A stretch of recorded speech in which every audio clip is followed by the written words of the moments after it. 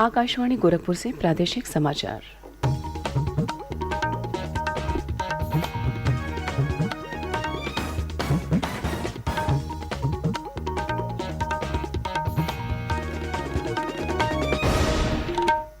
नमस्कार, समाचार बुलेटिन के साथ मैं शिवानी अरोरा। पहले मुख्य समाचार। प्रधानमंत्री नरेंद्र मोदी कल वाराणसी में 1,800 करोड़ रुपए से अधिक लागत की विकास परियोजनाओं का लोकार्पण और शिलान्यास करेंगे। श्री मोदी अखिल भारतीय शिक्षा समागम का भी उद्घाटन करेंगे। प्रदेश में वृक्षारोपण जन आंदोलन के तहत कल 25 करोड़ से अधिक पौधे लगाए गए। मुख्यमंत्री योगी आदित्यनाथ ने प्रदेशवासियों से अधिक संख्या में पौधे लगाने की अपील की। उपराष्ट्रपति पद के चुनाव के लिए अधिसूचना जारी होने के साथ ही नामांकन भरने की प्रक्रिया शुरू। और ऊर्जा मंत्री A.K. शर्मा ने कहा, एक मुश्त समाधान योजना के तहत अब तक 30.5 लाख से अधिक बकायेदारों ने किया अपने लंबित बिजली बिलों का भुगतान। 15 जुलाई तक बढ़ाई गई है योजना की अवधि। बुलेटिन में एक सूचना। आजादी का अमृत महोत्सव क्विज श्रृंखला का प्रश्न कल सुबह 7:20 पर प्रादेशिक समाचार बुलेटिन में पूछा जाएगा। अपने जवाब हमें ईमेल आईडी airnews.gkp@gmail.com पर भेजें। जवाब के साथ अपना नाम, पता और फोन नंबर अवश्य लिखें। अब समाचार विस्तार से। प्रधानमंत्री नरेंद्र मोदी कल वाराणसी के दौरे पर आएंगे। श्री मोदी इस दौरान 1,800 करोड़ रुपए से अधिक लागत की विभिन्न विकास परियोजनाओं का उद्घाटन और शिलान्यास करेंगे। मुख्य कार्यक्रम doctor Sampurnanand sports stadium Sigra में होगा, जहां प्रधानमंत्री काशी को विकास परियोजनाओं की सौगात देंगे। इन परियोजनाओं में वाराणसी स्मार्ट सिटी और शहरी परियोजनाओं के तहत विभिन्न पहलें शामिल हैं। प्रधानमंत्री नई राष्ट्रीय शिक्षा नीति के कार्यान्वयन पर अखिल भारतीय शिक्षा समागम का उद्घाटन करेंगे। शिक्षा मंत्रालय 7 से 9 जुलाई तक शिक्षा समागम का आयोजन कर रहा है। इसमें प्रख्यात शिक्षाविद और नीति निर्माता राष्ट्रीय शिक्षा नीति के कार्यान्वयन पर चर्चा करेंगे। प्रधानमंत्री अक्षय पात्र मध्याह्न भोजन रसोई का भी उद्घाटन करेंगे। इस रसोई की क्षमता लगभग 1 लाख छात्रों के लिए भोजन तैयार करने की है। मुख्यमंत्री योगी आदित्यनाथ ने कल वाराणसी पहुंचकर प्रधानमंत्री नरेंद्र मोदी के संभावित कार्यक्रम स्थलों का निरीक्षण किया। श्री योगी ने doctor Sampurnanand sports stadium Sigra में बनाए गए मुख्य मंच की व्यवस्था देखी और अधिकारियों को विस्तृत दिशा निर्देश दिए। उन्होंने लखनऊ रवाना होने से पूर्व श्री काशी विश्वनाथ मंदिर में दर्शन पूजन किया। प्रदेश में कल वृहद वृक्षारोपण अभियान के तहत एक ही दिन में 25 करोड़ से अधिक पौधे लगाए गए। मुख्यमंत्री योगी आदित्यनाथ ने 3 चरणों के वृक्षारोपण जन आंदोलन 2022 के पहले चरण के लक्ष्य को सफलतापूर्वक पूरा करने पर वन विभाग सहित सभी संबंधित विभागों और प्रदेशवासियों को सक्रिय भागीदारी के लिए बधाई दी है। राज्य में इस वर्ष 35 करोड़ पौधे लगाए जाएंगे। पहले चरण में 25 करोड़ और दूसरे तथा तीसरे चरण में 5-5 करोड़ पौधे लगाए जाएंगे। इससे पूर्व मुख्यमंत्री योगी आदित्यनाथ ने कल चित्रकूट जिले में वृहद वृक्षारोपण कार्यक्रम का शुभारंभ किया। इस अवसर पर श्री योगी ने कहा कि आज पूरी दुनिया ग्लोबल वार्मिंग के प्रति चिंतित है। पृथ्वी का तापमान लगातार बढ़ रहा है और इसकी वजह वनों का कम होना है। लोगों की बढ़ती आबादी और धीरे धीरे वनों की कमी से कई तरह के असंतुलन पैदा हो गया है। उन्होंने कहा कि असंतुलन की इन स्थितियों को कम करने के लिए पर्यावरण संरक्षण जरूरी है। श्री योगी ने वृक्षारोपण कार्यक्रम को जन आंदोलन का रूप देने के लिए लोगों से सक्रिय सहभागिता का आह्वान किया।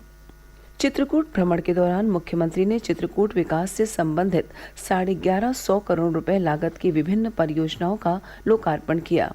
साथ ही 42 नई विकास परियोजनाओं की शुरुआत भी की। राज्यपाल आनंदीबेन पटेल ने लखनऊ के कुकरेल पिकनिक स्पॉट में आयोजित वृक्षारोपण कार्यक्रम का शुभारंभ किया।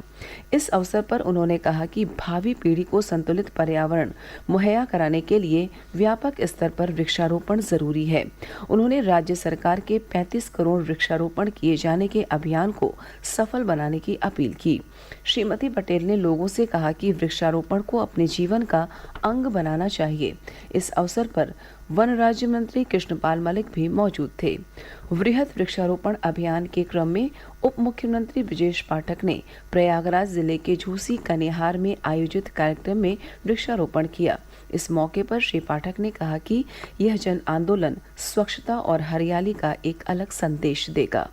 उन्होंने जनप्रतिनिधियों, सरकारी कर्मचारियों और आम नागरिकों से एक एक वृक्ष गोद लेने और उसकी सेवा करने का आह्वान किया। उन्होंने कहा कि इस पहल से अभियान जन आंदोलन का रूप ले सकता है। जिले में विभिन्न विभागों के सहयोग से 49 लाख पौधे रोपित किए गए। उधर गोरखपुर में जल शक्ति मंत्री स्वतंत्र देव सिंह, वाराणसी में पर्यटन मंत्री जयवीर सिंह, बरेली में गन्ना विकास मंत्री चौधरी लक्ष्मी नारायण और पूर्व केंद्रीय मंत्री संतोष गंगवार ने वृक्षारोपण कर पर्यावरण संरक्षण पर बल दिया। मेरठ में वित्त और संसदीय कार्य मंत्री सुरेश कुमार खन्ना ने नगर निगम परिसर में वृक्षारोपण अभियान का शुभारंभ किया। कैबिनेट मंत्री और बस्ती जिले की प्रभारी मंत्री बेबी रानी मौर्य ने बस्ती में पौधारोपण कार्यक्रम की शुरुआत की। जिले में इस वर्ष 30,70,000 से अधिक पौधे लगाने का लक्ष्य है। ऊर्जा तथा नगर विकास मंत्री A.K. शर्मा ने अलीगढ़ में पौधे लगाकर वृक्षारोपण अभियान का शुभारंभ किया। रायबरेली में संसदीय कार्य एवं औद्योगिक विकास राज्य मंत्री जसवंत सिंह सैनी पौधारोपण कार्यक्रम में शामिल हुए। प्रदेश के मुख्य सचिव दुर्गाशंकर मिश्र ने लखनऊ के जेल रोड स्थित इको गार्डन में पौधा रोपा। प्रादेशिक समाचार आप आकाशवाणी गोरखपुर से सुन रहे हैं। यह समाचार बुलेटिन हमारे YouTube channel AIR news Gorakhpur और ट्विटर हैंडल AIR न्यूज़_GKP पर भी उपलब्ध है। निर्वाचन आयोग ने उपराष्ट्रपति पद के चुनाव के लिए नामांकन भरने की अधिसूचना जारी कर दी है। 19 जुलाई तक नामांकन पत्र भरे जा सकते हैं। मतदान 6 अगस्त को होगा। उपराष्ट्रपति का चुनाव संसद के दोनों सदनों के सदस्य करते हैं। दोनों सदनों के सदस्यों की कुल संख्या 788 है। उपराष्ट्रपति M वेंकैया नायडू का कार्यकाल 10 अगस्त को समाप्त हो रहा है। मुख्यमंत्री योगी आदित्यनाथ ने कहा है कि प्रदेश सरकार प्राकृतिक खेती के उन्नयन के लिए पूरी प्रतिबद्धता के साथ काम कर रही है। उन्होंने कहा कि राज्य में गंगा नदी के तटवर्ती 5-5 किलोमीटर के क्षेत्र पर प्राकृतिक खेती के कार्यक्रम को क्रियान्वित किया जा रहा है। मुख्यमंत्री ने कहा कि गो आधारित प्राकृतिक खेती से अन्नदाता किसानों की आय बढ़ने के साथ ही आस्था का भी सम्मान होगा और अर्थव्यवस्था मजबूत होगी। श्री योगी ने कहा कि प्रदेश सरकार बुंदेलखंड क्षेत्र में प्राकृतिक खेती को बढ़ावा दे रही है। बुंदेलखंड में प्राकृतिक खेती आज की आवश्यकता है। मुख्यमंत्री ने बताया कि झांसी में केंद्रीय कृषि विश्वविद्यालय और बांदा, कानपुर, अयोध्या तथा मेरठ में राज्य कृषि विश्वविद्यालय संचालित हैं। वहीं कृषि विज्ञान केंद्रों के माध्यम से किसानों को तकनीक, नवाचार और जानकारियां प्राप्त हो रही हैं। राज्य सरकार ने प्रदेश के विभिन्न श्रेणियों के विद्युत बकायेदारों को राहत देने के लिए एक मुश्त समाधान योजना की अवधि बढ़ा दी है। प्रदेश के ऊर्जा मंत्री A.K. शर्मा ने लखनऊ में बताया कि उपभोक्ताओं के हित में यह योजना 15 जुलाई तक बढ़ा दी गई है। उन्होंने बताया कि शहरी और ग्रामीण इलाकों के सभी विद्युत भार वाले घरेलू और निजी नलकूप तथा 5 किलोवाट विद्युत भार के वाणिज्यिक श्रेणियों के उपभोक्ताओं को अप्रैल माह तक विलंबित अधिभार में 100% छूट देने के लिए यह योजना लागू की गई है। योजना के तहत 1 लाख रुपए तक के विद्युत बकायेदारों के लिए अधिकतम 6 किश्तों में भुगतान की व्यवस्था की गई है।